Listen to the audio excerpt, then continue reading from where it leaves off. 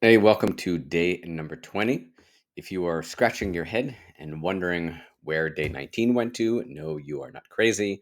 I simply did not have the time to create said video for day number 19, so we'll try to cover that today. So, day 18 was the last day in here, which again is good for the whole idea of life work harmony, where not every day something is produced, not every day something is overly productive.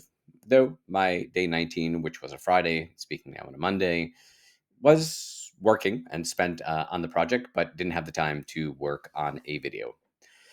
Last Friday, so day 19, the day was spent very much trying to fix a bunch of issues in the production and deployment.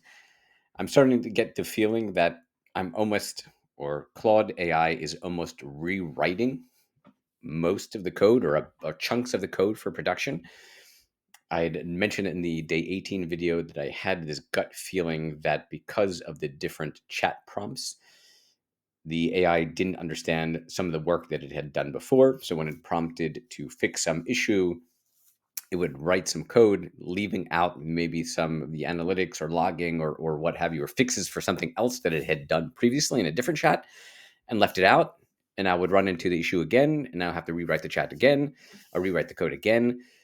So I'm getting that sinking type of feeling that I'm almost rewriting at least part of the entire code base. I think probably the biggest, maybe we'll skip to lessons learned, we'll come back. I think the lessons learned that I think I've gotten from this experience, I think especially with the multiple chats, that when I start the next 30-day challenge of building something with AI, we'll only look to build within a specific coding platform.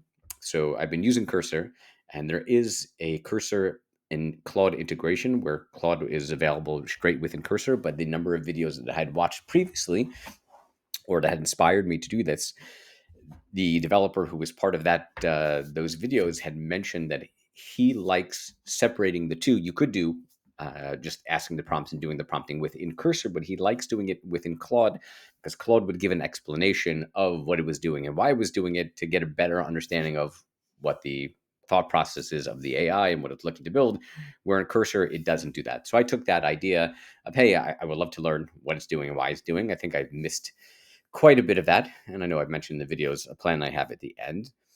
But I think the biggest mistake with that is it doesn't have access to the code at all times. Where if you're building the product within Cursor and using the integration there, or VS Code and Copilot, or Replit, or whatever one of the coding platforms that has an integration into the AI behind it, it at all times has access to the code and the latest version of the code and previous versions, I'm assuming, to the code.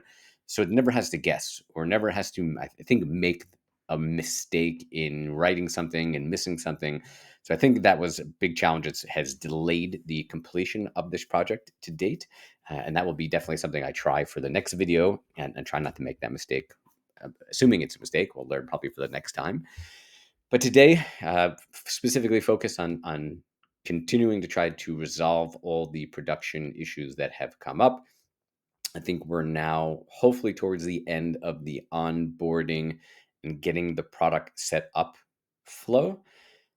So hopefully the only two remaining pieces will be the notifications and the billing piece, which just from the experience so far will make the assumption that it will have to rewrite the code completely for the production environment versus development environment, and maybe that will delay things a couple days, but still have 10 days, or we'll call it 10 business days, which puts me, I guess, at the end of the year. So goal is by the end of the year to have this launched. Still should be on target for that. So hopefully by January 1st, we'll be launching this product into the market. And hopefully still by the end of this week, we'll be doing some testing internally. And that's the update for today.